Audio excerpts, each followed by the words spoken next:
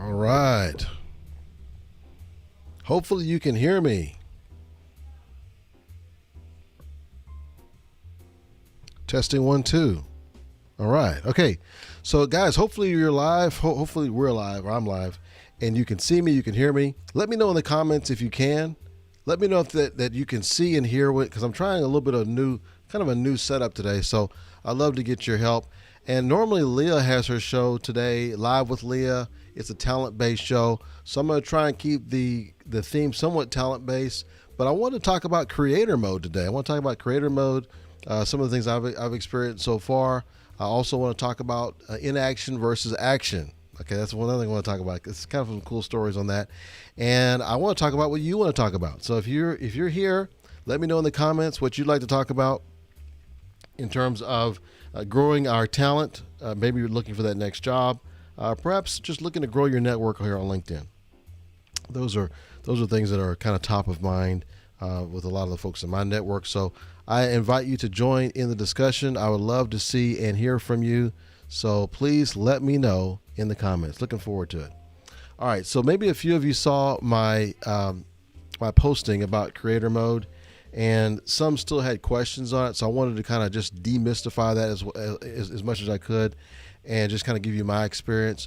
But I'd love to get your experiences as well. If you've already had your creator mode turned on, what you've done with it so far. I'm going to show you live on screen what mine looks like as well. So as you're signing in, let me know where you're signing in. What city, what state, what country are you coming in from? Love to hear from you. I want to talk about what you want to talk about. Hey, Joanne. Joanne's here. Thank you. Appreciate your support, of course. She is like my right-hand person, so appreciate you for being here. All right, so creator mode. Hey, there's Rob. What's going on, my man? Rob says, hello, creator mode, go. So yours is on, right? Right, Rob? You have your creator mode on? I'm going to pull mine up on the screen real fast. With the creator mode right now, this is just step one. They're gonna be adding a lot more things to it, and if you read the article that has to do with it, you'll see that. In fact, I'll just refer to it here in just a second. But let me just go to my profile here right quick, and I got it up on the screen here. So right now, I guess because I'm on live, it's actually showing me live at the top, which is cool. That's a cool thing. And then because I have the creator mode turned on, there's an orange circle around me here, and that shows I have it turned on. And also you see what another change is made once you turn creator mode on. Your follower count is very easy to see. Let me pull this closer. Maybe a little bit hard for you to see that, but you see it's got the followers right here above the blue button here where it says open to. So it shows your follower count front and center. It's more of a focus on that than connections, because you know what? I'll just tell you this. It's kind of frustrating for the person who's asking for the connection, as well as a little bit frustrating for the person receiving the connection if I'm already at the connection limit. Basically, the only way I can accept someone who's new is I would have to trade someone out that maybe is inactive on the platform, which means I have to go back into my profile, see who I can remove, and then add the person. So, in fact, I had one person one time, I told them that, and they were like, that's the most ridiculous thing I've ever heard. I was like, well, I didn't make the rules. It's LinkedIn that has the rules. 30,000 is the limit, which I understand the reasons why they do it, so I don't buck it at all. I don't mind. But it is what it is. So if you see someone who has over 30,000 in followers, they may already be at the limit. And so please don't get offended if they don't accept your connection request right away. It may be that they have to make room to be able to accept you, or they just may not be able to accept you at all if they're not, willing to go back in there and pull someone out. So that's just the way it goes. Now, when they're under 30,000, then obviously they can more likely accept you. So hopefully that helps. If you try to connect with someone who has like a lot of followers, like let's say Shanae Moray or, Shay Roboto. I mean, there's lots of people who have over 100,000, over 30,000 connections. So just keep that in mind. All right. So Rob says nope. Yeah, you're going to get it, dude. Because so what they're going to do is everybody's going to have an opportunity to have this. Everybody's going to have an opportunity to turn this on if you're creating content on the platform. So it's not really that. It's just I don't know what they're using to determine who gets it now, but they're just rolling it out over time to make sure it has less problems, which I applaud them for that. In fact, let me give LinkedIn some applause for that, because it's good to do it that way than it to not work for everybody. Okay, so this is LinkedIn. This is for you for doing that, because just roll it out over time, because we had the growing pains of things like LinkedIn Live had its growing pains. We're still there's still issues, right, with it, but it's good. I love it. I love LinkedIn Live, but it's a good thing that they're rolling it out over time so that they know it works for everybody properly. I think that's a good thing. All right, now, and I hope you get it soon, Rob, and I hope everybody else who wants it gets it soon. All right, so as I scroll down here, this is where it's at. If you want to know if you have the ability to get it or not, is right where it says dashboard. This part in the middle here, it's supposed to be blue because my big screen is not showing it too well. I need to work on that. But this part in the middle here, it's called your dashboard. That's where it's going to show if you have the availability for it. So under your dashboard, it's going to tell you if you have creator mode on or off. Once that comes up, you'll be able to turn that on. So you may want to check that now. If you haven't checked it today, go ahead and go ahead and not log in. You're already logged in if you're watching it. But go ahead and go into your profile, click on your profile, and see if you have an option to turn it on or not. If you do, then go ahead and please turn it on. That's your creator mode. So the emphasis is really more on followers more than connections. Another thing that's really kind of cool about this is if you tap on this thing here, well, it's just me. Hold on a second. Let me see if I can get rid of that. Okay, well, if I wasn't live, if I clicked on this, if I wasn't live, it shows another video. And that other video is something that you upload probably through your phone. I chose to do it through my computer. You can do it through your phone or your computer, but it needs to be like the, if I'm not mistaken, this is the way I see it, it needs to be the kind of the portrait 9:16 version. So you can use your phone to do it. Make sure you have good lighting when you do it so it's clear. Make sure it's you're front and center to the camera so that it will look right whenever someone goes to your profile. In fact, let me go to someone else's profile, and that will help. It'll help you to see what I'm talking about. I'm trying to think who has a video. Let's see if he has a video. I don't know if he does or not. Well, let me try Shanae's. Let's see what Shanae's has.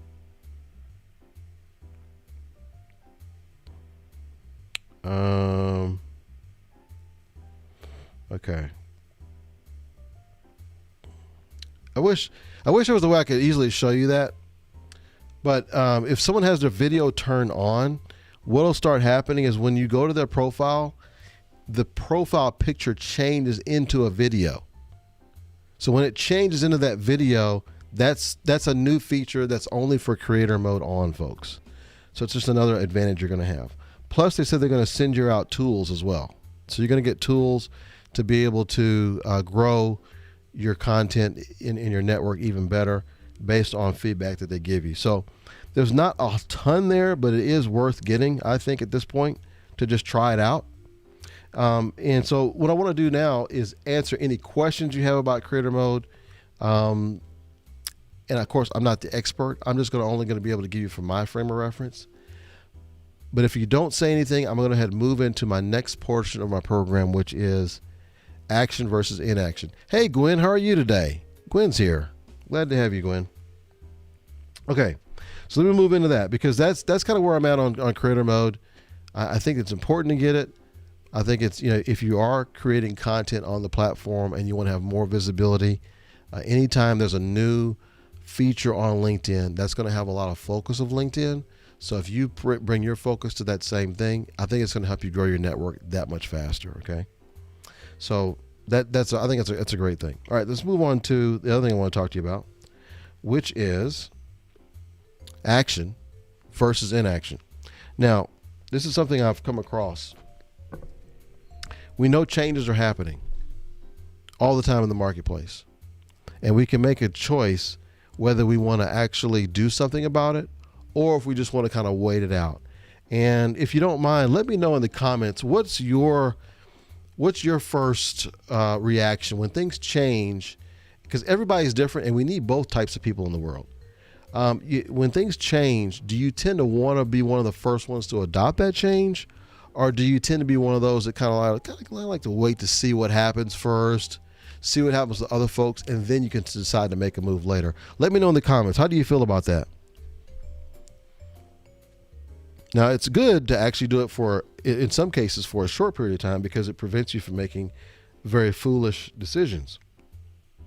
On the other hand, action is incredibly powerful because it allows you to be first to market. It allows you to take advantage of some business opportunities that would not be there if you waited. So there's advantages on both sides. But I'm curious, as those who are watching, what's your go-to? Do you tend to go to action, or do you tend to kind of wait and see what happens with everyone else first? You want to kind of study the results before you move forward. Let me know what kind of person you are. All right. So let me give you some examples. These are some examples I was thinking of action versus inaction.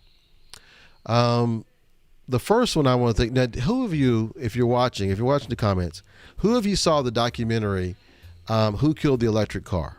Did anyone see that? I'm curious. Did anyone else see that? It came out like in 2009, I believe. And it was like, ever since I saw that, it really changed my thinking on a lot of things. One of the things that really hit me is that, I don't know if you guys know this, but not only was Tesla not the first company to offer an electric car, I mean, they were like years after. GM, for example, and Toyota, they had electric vehicles well before Tesla was even around. Okay. But what happened? Well, Toyota and GM, they basically scrapped the whole electric car idea.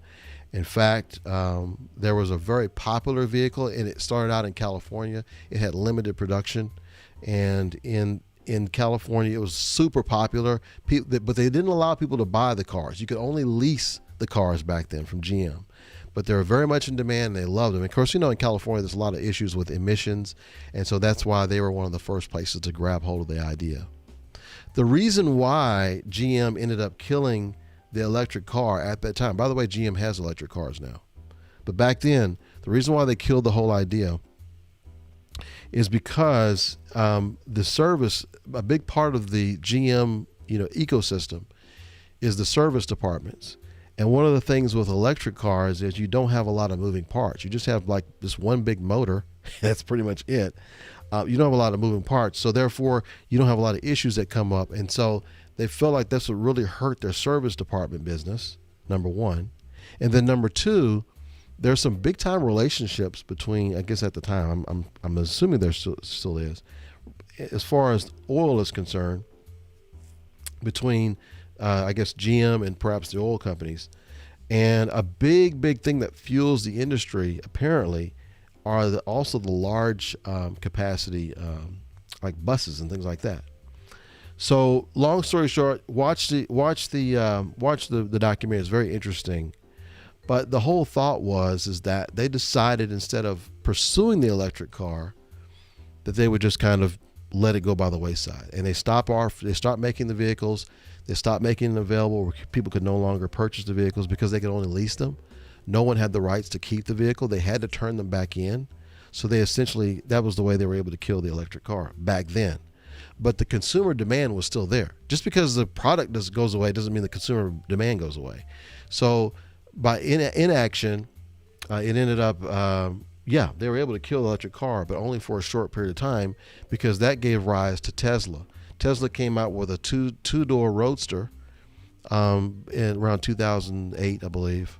You guys feel free to check me in the comments if you find something different. I want to say it was probably around 2008.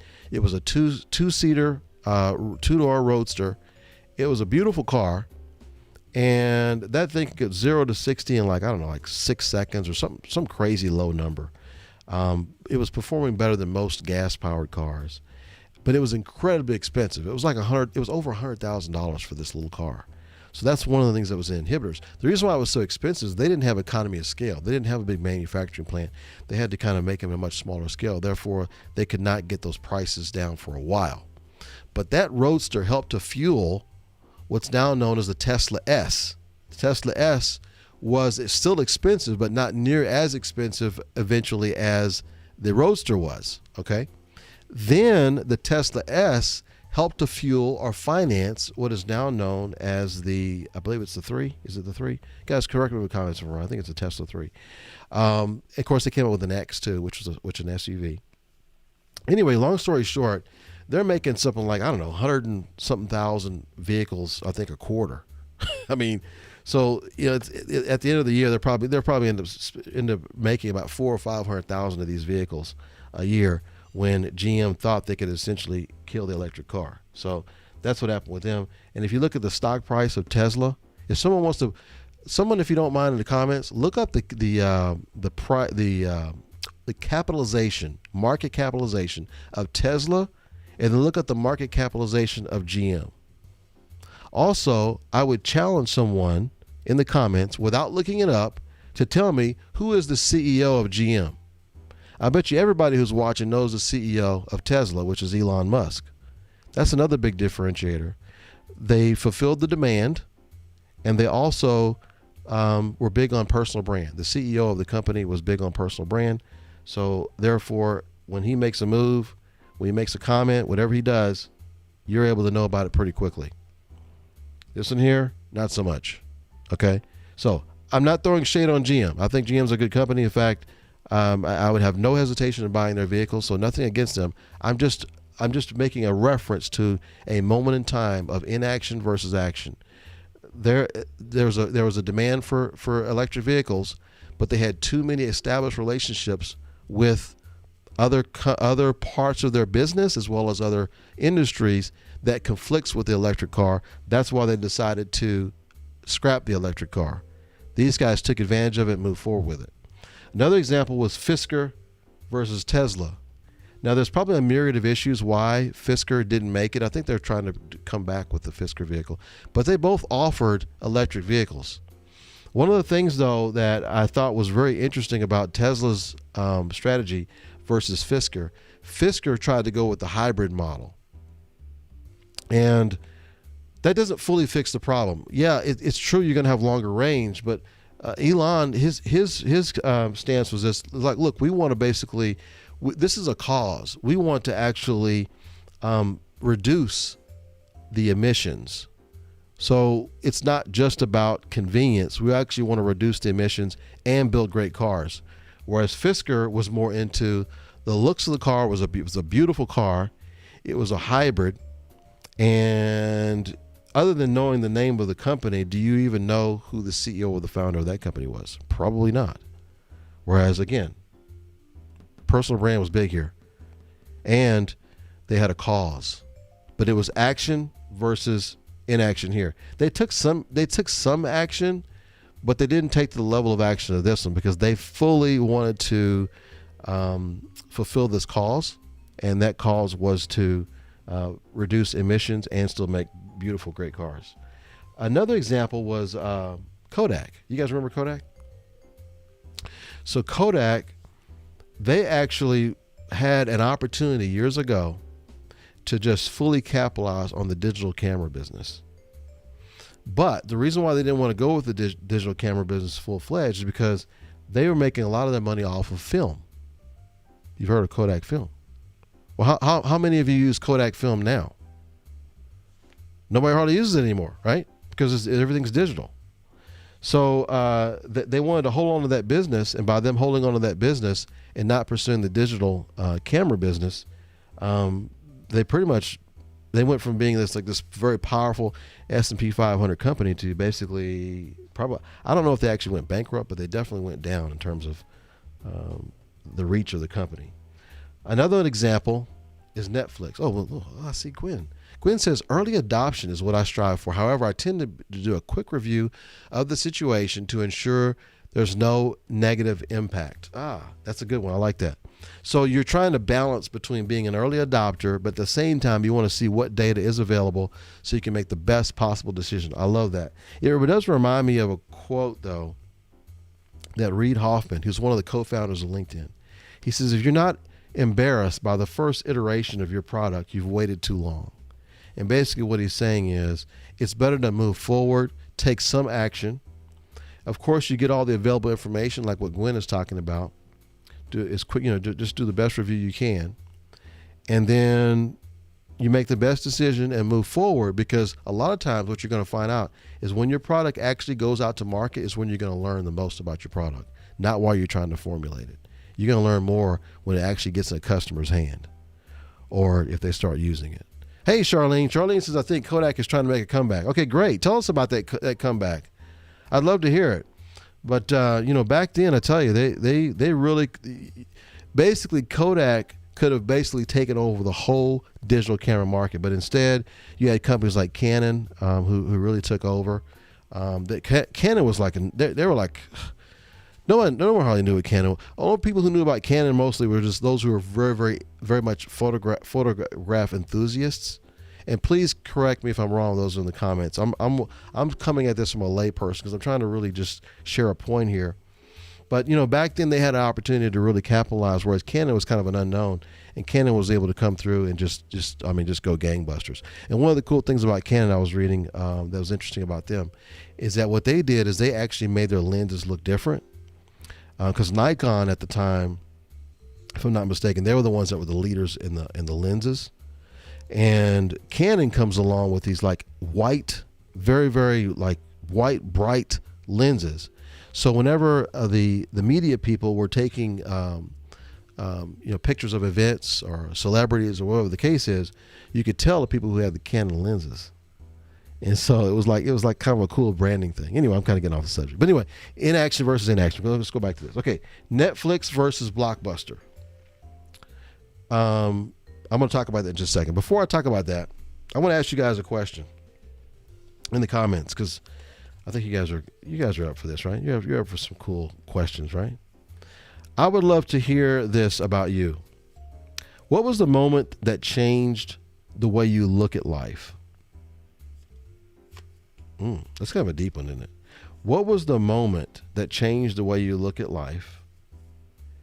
And then my follow-up question is going to be, this is a fun question. Would you rather be known for your intelligence or for your courage, but not both? Okay, I'm going to go back to my question. I want you guys to comments to answer this for me. Okay. So Netflix versus Blockbuster. Now who is watching has seen, and let me know if you're watching the replay or live, who has seen the last Blockbuster, that documentary? I saw it not too long ago. It's pretty good documentary about Blockbuster. I actually lived through this. I lived through this firsthand. I saw these two companies as they were growing, and maybe many of you who are watching did too. I was one of the early adopters of Netflix. I was one of the ones that was ordering Netflix and getting the discs that came in the mail. And what was cool about Netflix, what I really liked about Netflix, is they were like, look, don't worry about late fees. Keep the movie as long as you want. I was one of those who used to, I love Blockbuster too. I really did. I really enjoyed Blockbuster. But with Blockbuster, if you brought in the movie late, you had to pay a late fee. And sometimes you just wouldn't get a chance to get around to turning in those movies, and then you pay all these late fees. Netflix comes along and says, "Look, you don't have to go anywhere. Just order it. We're going to send them to your house. You don't have to go to some store. We're going to send them to your house, and you can keep that video as long as you need to keep it. Just keep paying us monthly on your monthly fee, and you can keep the videos." Like, man, that's so cool. So then Blockbuster comes up and they say, you know what? We're going to offer that service too. We're going to offer the thing where you can before they did that, they said that we're going to stop the late fees, which really cut into their business. But then they said we're going to start a service too. So Blockbuster had a service, and there was a time when I had both Blockbuster and Netflix, and they were both sending me discs at home, where you could get the disc at home. Okay. But what was different about Netflix and Blockbuster is Blockbuster had the long-term plan in mind that they were going to grow the footprint of their content, like creating their own content, and which Blockbuster did some of that, but these are to a much greater degree. Another thing they did was cool is they saw the vision with streaming. Now, with Blockbuster, the reason why they were able to get so big is they were able to cut these big, huge deals with these companies to distribute those videos at they basically got them at a much lower cost. So they were able to kind of stamp out the little guys. But with Netflix, they actually satisfied a much greater demand of the public, which is, I don't want to have to go order a movie. I don't want to order a movie and wait for it to come in. I don't want to have to drive down to Blockbuster. I just want to go right onto my TV or right onto my computer and just click the button to stream it right there. They fulfilled that.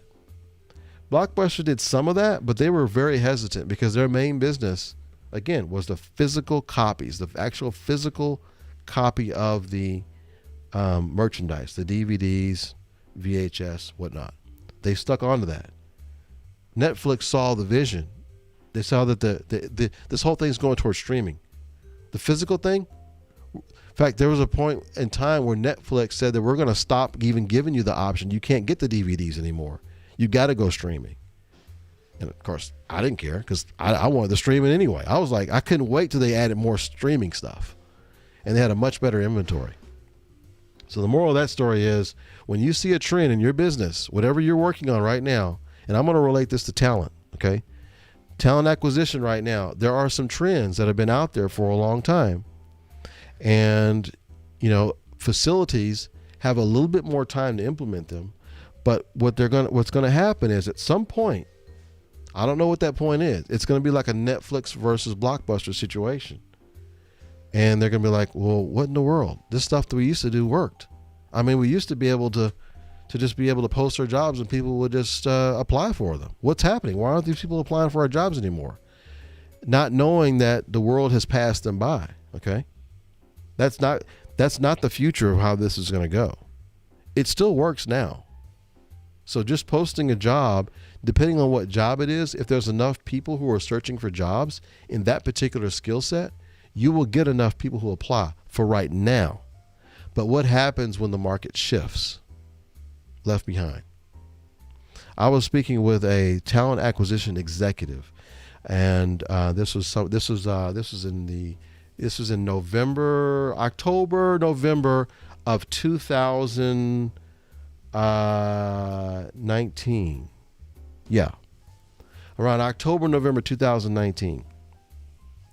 And this person was an advertising executive before they came into talent acquisition. And I was like, she was asking me about our business. And so, one of the things that makes us unique is that we do a lot of advertising, but we don't consider ourselves a part of the recruitment advertising industry. We consider ourselves as recruiters first, so that we have that mindset of the result and not just awareness. And she goes, oh, okay. She says, well, I'm actually from the advertising executive side, and now I'm in talent acquisition. Oh, okay. All right, cool. So anyway, we were talking a little further, and I was giving her some things that we had noticed, not because I'm super smart. It's just because these are things that we actually had experienced. We got our nose bloody a little bit, and we figured out some stuff that didn't work anymore that used to work, right? Because we were working on the hardest. Because when we get positions from clients, we get the hardest to fill. They're not going to give us the easy jobs. They're going to give us the hardest jobs that they have, right? So we're working on the absolute hardest jobs in the same market that this person is in. This person is running talent acquisition for a 20,000 plus organization, okay? And mind you, we have just been successful not that many months before in the same area. And I was giving this person advice. And it's just part of me. If you see somebody that's making a mistake, right, you want to help them out, right? Even if you're not going to work together as doing business. I just felt compelled to just let this person know, because she was telling me some of the things they were doing, and I was trying to give her feedback. Okay, here's some things we found with that you may want to look at. You may want to look at this and look at that. And I could just tell it was just going like one ear and out the other, because she thought she had it all together. Okay. Went ahead and did the plan. And let me just tell you, first of all, everything this person did looked beautiful. Okay, everything looked beautiful. When you look back at this website, it looks great. But there are some key things that she did not listen to me on.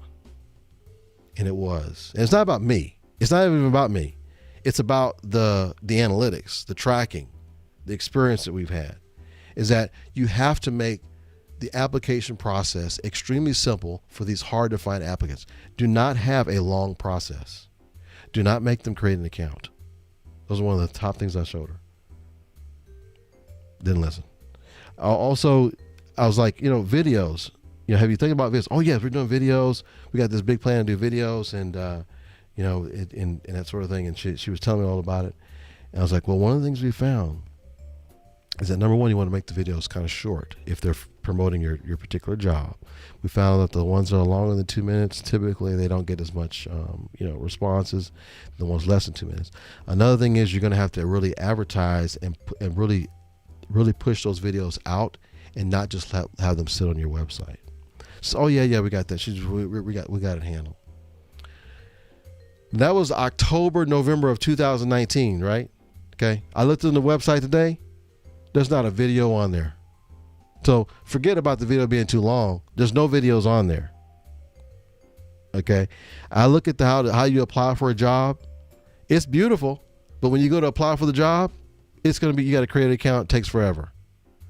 So, and then here's the side point. Here's the point where I really want you to listen to this. This person no longer works there. And it wasn't because they resigned. So I'm just gonna let that sink in. They didn't resign. They no longer work there. So sometimes, we could say, what, these are companies. That has nothing to do with me.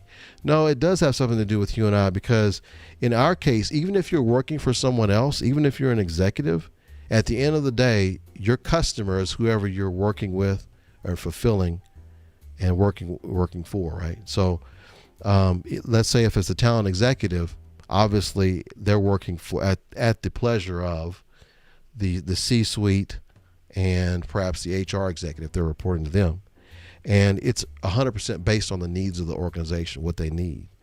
And so if you're not fulfilling that need, whatever that is, and you're not taking the right action, do you want to be the Netflix or the Blockbuster? So that's kind of how I would put it to that. Gwen says, who's leading the talent pack in terms of cutting edge innovations? You know what's really interesting about this, Gwen? It's not even cutting edge innovations that's the deal.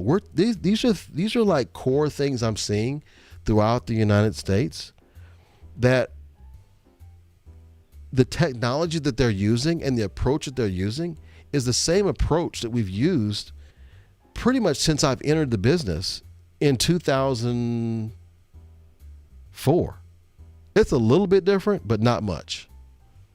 So I think the biggest thing is it's not even about cutting edge innovations. It's really about just actually let's just try and catch up with a lot of the other industries, right?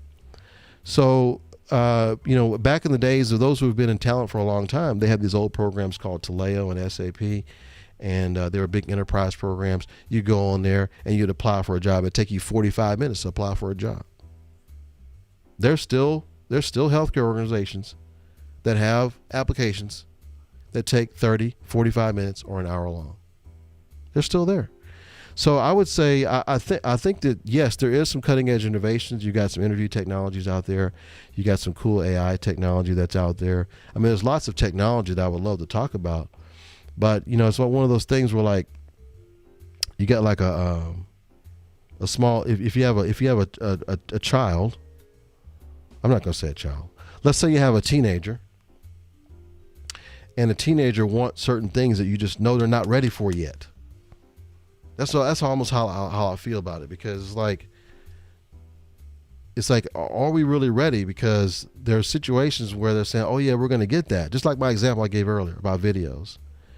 They're like, oh yeah, we're going to have the videos. They're going to be out in the next couple of months, and I'll let you know if we need help, blah, blah, blah. And it's a year and a half later. There's no videos. None. Zero. So I would say cutting edge innovations. If you're going to ask me those, I'll give you a few of them off the top of my head. Sorry for my rant. Sorry about that. Otter.ai I think is wonderful, and just any kind of a program that has AI captions is big because you can use it for so many different things. And I'll put a link in the comments. In fact, Joanne, if you're watching, can you put a link in the comments for Otter, my link for that? And if you do use the link that I give you, I think they get some kind of something for it. But then it also gives you something for it because you get like a certain amount of time free, or you get a discount. I don't remember what it is you get, but you get something. It's basically like having a promo code if you use the one that I send you. But what's really cool about this, Gwen, and I think this will be my most important innovation for the day, is you can tie it up to your Zoom, to where anytime you have a Zoom meeting, it will automatically transcribe all of your meetings. So let's say you're having these conversations or interviews, whatever the case is, you're able to basically document those. I think that's a cutting edge innovation, because imagine if you're having a conversation with a hiring manager and you're asking them about the job, you're able to get a whole lot of information versus waiting for them to edit a job description. We'll just ask them, just ask them on the phone, like what's going on with the job right now? What are some of the duties? That sort of thing. And Joanne, can you make sure you give the one that's my affiliate link? There's an affiliate link that I have, if you don't mind. That way they can get that discount too. See if I can pull it up if you don't have it. Here we go. So, Joanne, I'm going to send this to you through our Slack, and then you can post it up there. So go ahead and delete that one. Yeah, so with the Otter, you can record your meetings with your hiring managers, get more information. And the reason why you're saying, like, well, how does it help with candidates? One of the things that candidates want to know is they really want to know, what is the job actually like? Because so many of these job descriptions, as Lou Adler puts it, don't really describe the job, they describe the person. They're describing the person that they want, but they're not actually describing the job. That, I think, would be a cutting edge innovation for companies if they started to use transcription more readily, if it was more readily. The reason why we didn't use it 10, 20 years ago is because it was too incredibly expensive. You'd have to pay somebody to actually, go online. I mean, not go online, but pay someone to sit there and listen, or you'd have to record the meeting and then send it to somebody who would transcribe it for you. But now that it's automatic and the cost is so cheap, you can actually have all of your meetings transcribed. I think you get like 6,000 minutes for like $30 a month. It's just like insane how cheap that is. Because I used to pay for transcription before this, and we still do some transcription that we pay for as well, even now. And it's like $1.25 a minute. Which, I mean, if you run the math on that, 6,000 minutes would be like $7,000 a month on this other service I use, but it's $30 a month using this service. So I would say my number one cutting edge innovation of the day, I think every recruiter in the United States should have a AI powered transcription service. They can transcribe all of their interviews. They can transcribe all of their hiring manager interactions. They can take good notes. The job descriptions will be better. The job postings will be better. The questions that they ask will get better when they go back and review those interviews. These are interviews that these recruiters can have and pass them on to the hiring manager. The hiring manager can look at the transcript of the interview instead of having to sit and watch it, because they're probably not going to want to sit and watch it, but they will probably want to read it and skim through it. It would be incredibly useful. The hiring manager will be more prepared for the interview when the candidate goes to actually go for the interview. So I think that's a wonderful innovation, and let me know if you want some more. Okay, let me go to my last example of the day. Gmail versus AOL. This is another one I lived through, and I'm going to actually, you know what I'm going to add to this? I'm going to say AOL and Yahoo. Now, and I actually had Hotmail to that too. So those who are watching, let me know, what was the first email you got? It probably was either Hotmail, Yahoo, or AOL. Those are really big. Those are big ones. There's another one too. Southwestern Bell had one. A lot of people had too. I know some people had Roadrunner also. So let me know in the comments, what was your first email that you got? I'm curious. I love to hear that. And this actually relates to the talent market. So those who are in talent market, I'm going to explain to you the correlation to this in just a moment, okay? Because this is very important. This shows you how we think we're going to fix a problem can really affect our results, okay? Hey, Catherine. Catherine's here. Thank you, Catherine. I appreciate it. Oh, and Timothy. Dr. Timothy Brown. Good to see you, my man. Okay, so back then, if you remember this, AOL and Yahoo used to charge you for your email. So if you wanted email, let's see. Gwen's asked about the documentary. The documentary, which one? For Blockbuster or for Tesla? Then I'll let you know. Okay. So back then, whether it was a Hotmail, Gmail, not Gmail, Hotmail, Yahoo, AOL, most all of them you had to pay for email. The ones where you didn't have to pay, they said, well, on Yahoo, you don't have to pay, but you're going to have to go on our Yahoo site to check your email. You're not going to be able to check it from your email program like Outlook or something like that. Okay, so I used to have that. And I was like, man, I don't want to pay these guys for email because I get it free from Gmail. Why would I pay these other guys? I can get it for free. Okay, so the reason why Gmail could offer for free, they saw the big picture. Just like Netflix, they knew streaming was the game. Streaming was the game of the future. It was not physical DVDs and VHSs. Okay, so that's why they were willing to scrap DVDs while Blockbuster's still up here trying to sell, rent out DVDs. They're already streaming. Okay, so the way they saw the problem, they fulfilled the customer demand of wanting instant access to the movie and not having to pay late fees.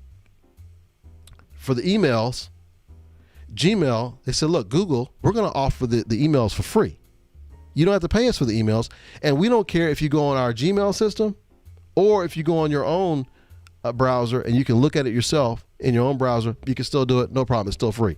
Yahoo, now, sorry. You can either go on Yahoo and watch and look at your emails there, or if you want to use it from your browser, you're going to have to pay us, I think it's like $20 a month. It wasn't a lot, but the fact that it was anything more than it being free, it made you make a decision, right?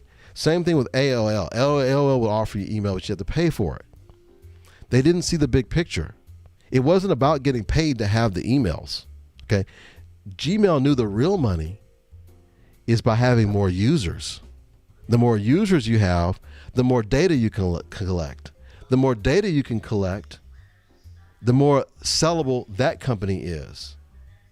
See, the actual data was worth more than the service that they were providing of providing the email. They saw the bigger picture. So sometimes when I'm talking to HR executives, they get so caught up in the price of whatever it costs, whatever the service is, and not comparing it with how much does it cost if you don't fix the problem and address the issue that your customer, in this case, the executives or whoever is asking you, whether it's the directors, they're asking you for these people that you're not able to supply. That cost is usually much greater than whatever the cost of the service is that can potentially fix the problem. Does that make sense? So whatever it is, whenever you're trying to, fix a problem, how much is it worth to fix that problem is the first thing you should be figuring out before analyzing the cost of the solutions. So I'll give you an example. I have an iPhone 7 that's sitting back here behind me over here. It's in a plastic bag. That iPhone 7, the battery went out on it, right? So I was like, you know what? It's COVID. I got a little extra time. I'm going to go online. I'm going to figure out how to fix it. I'm going to fix it myself. And yeah, I'm just going to do that. I'm going to fix it myself. I didn't fully figure out the cost versus hassles. I usually am able to figure this out on most things, but I had a blind spot here. So I said, you know what? I'm just going to go ahead and fix it myself. So I bought little extra tools.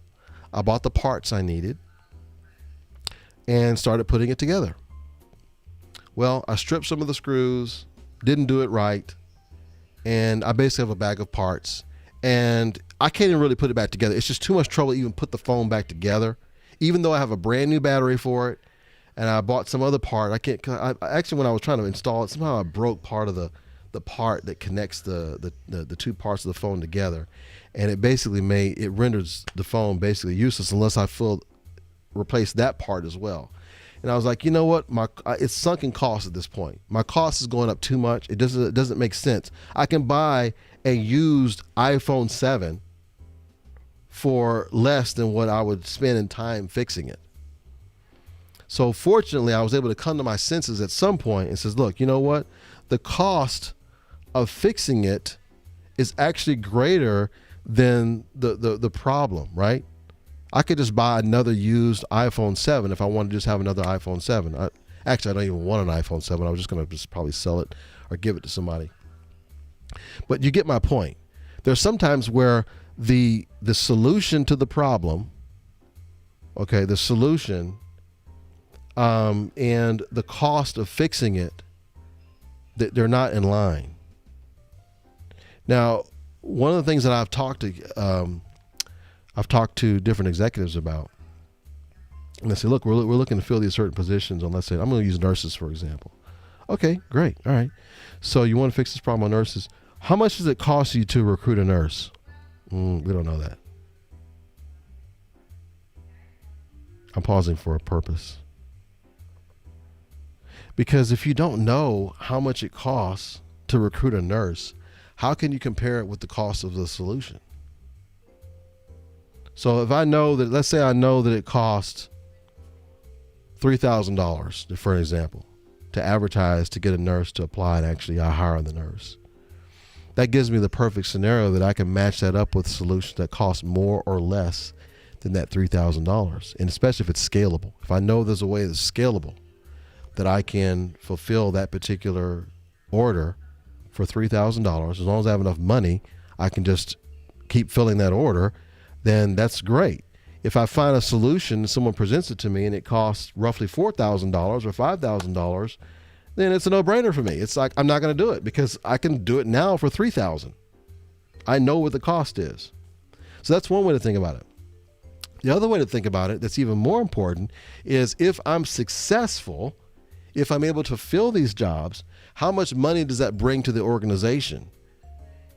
Or how much money does the organization save?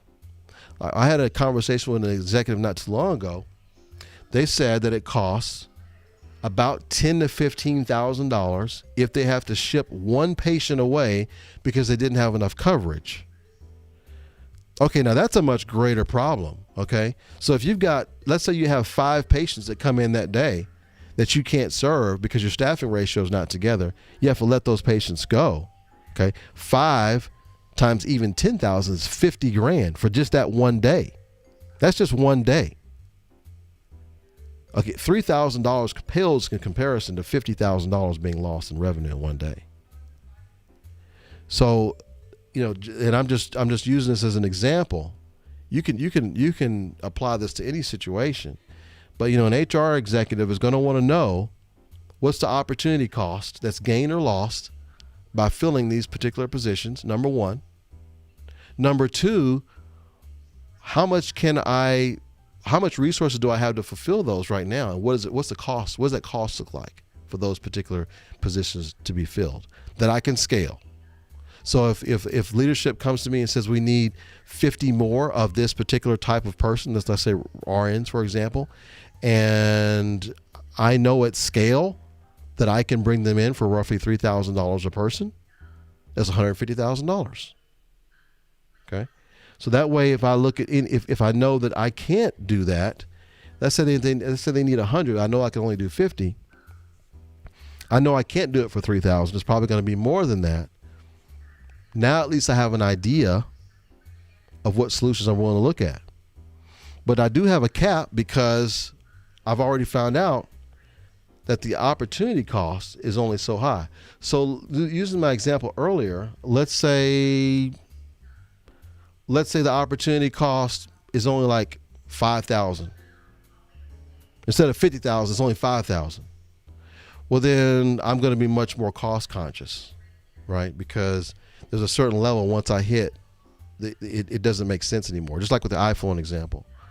You know, if it's going to cost me $200 to fix a used iPhone that I can buy used for $150 and is perfect with no issues, then there's no reason why I want to spend $200, right?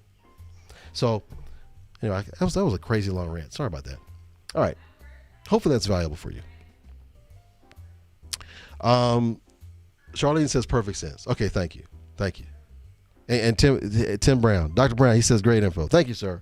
So here's the thought. So Gmail versus AOL and Yahoo. That's the scenario. Is that they pegged it wrong. They didn't see the opportunity. Just like whatever business you're in, what is the real opportunity cost? Figure that out first. What's the opportunity of taking action and taking advantage of that? What's the reward for that? Then you look at, can you fulfill that with the resources that you have now? Is it possible? If not, you may have to purchase or align yourself or partner with someone who has those solutions. And then at that point, you can evaluate that cost versus the opportunity that lays ahead of you. If the opportunity is not great enough, like for example, I'm just going to use the hospital as an example.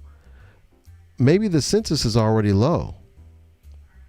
The opportunity cost is not that great to hire on that much more RNs because you're not going to have as much of a staffing problem because the census is already low. When I say census, guys, I don't want to use jargon you don't understand. Basically, the amount of people who need help at the hospital, the amount of beds that are being filled up. So if there's a low amount of patients at the hospital over a consistent amount of time, then it's not as important for me to have that many more nurses recruited. So just apply that to any situation that you're looking at. Look at the opportunity, the value of that.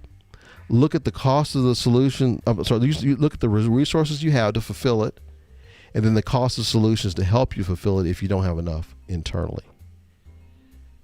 All right. Hopefully, any questions you guys have? I mean, I know I ran it a little bit here, and I have a question for you. No one. By the way, no one answered my other question. Did anyone answer this, Joanne? Would you rather be known for your intelligence or for your courage, but not both? I'm curious. Did anybody answer that before I wrap up? I'd love to hear it. You guys are some smart people on here. I can tell. Let me look at the comments. You guys are some smart folks. Oh, Charlene said, she said AOL used to send those darn discs. Laugh out loud. That's true. Yeah. That was the moneymaker, right? How many people, I'm curious, that's a great example, Charlene. How many of you guys actually still use discs? Any kind of disc in your computer. When's the last time you used a DVD disc? Oh, hey, Nancy Dean. She says, hi. She says, dial up with AOL. So Nancy started out with AOL. Charlene started out with Hotmail, then AOL, then Yahoo. Yeah, I think I had those too. So, and Gwen, if you watch the replay, I don't know which one you're asking about, but I talked about the last Blockbuster store is one documentary. It's available on Netflix. And the one about the electric car is Who Killed the Electric Car. That was on that should be on Netflix still as well. Those are great. I mean, I love watching those documentaries because it teaches you lessons that can be applied in other things, whether it's business or life or in general. In fact, before we close out, what's your favorite documentary that you've seen recently? I'll take a look at it. Yeah, Timothy, he says, been there and done that with an old MacBook Pro. Yeah, I know. You feel my pain, don't you? And Joanne said she'll go with courage. It's greater than intelligence. Well, guys, I want to thank you for the time that you spent with me. I enjoyed spending my time with you. This was great. Hopefully this was helpful to you. I think it helped me a lot just talking about it. It helped remind me of some things I didn't even think about when I wrote the notes. And, this, like I said, I've said before, rising tide lifts all boats. And so I think all of you, this is how I feel. You guys deserve this right here. There you go. So you guys deserve it. Thank you.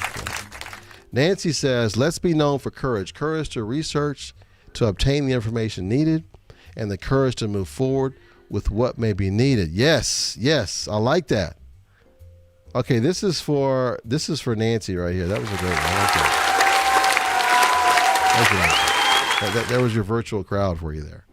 Yeah, I agree with you. In fact, one of the things I said on a prior show is that if I have the courage, that'll give me the courage to start that business, to do that thing, to start that cause, whatever that is. And courage will also help me to hire the smart people. So, so I would be able to start the business and I can hire somebody who's intelligent. So, yeah, that's my answer. All right, guys. Well, listen, have a great rest of the day. Thanks for the time you spent with me. Sorry I was running a few minutes late. We're still under an hour, which is good. But I really enjoyed the interaction with you guys. I get pumped. I live off of that interaction. So I want to thank you for your time you spent today, and have a great rest of the day. Give yourself a round of applause, just like I did here. This is what I feel for you guys. Again, thank you. Appreciate you. Have a great rest of the day, everyone.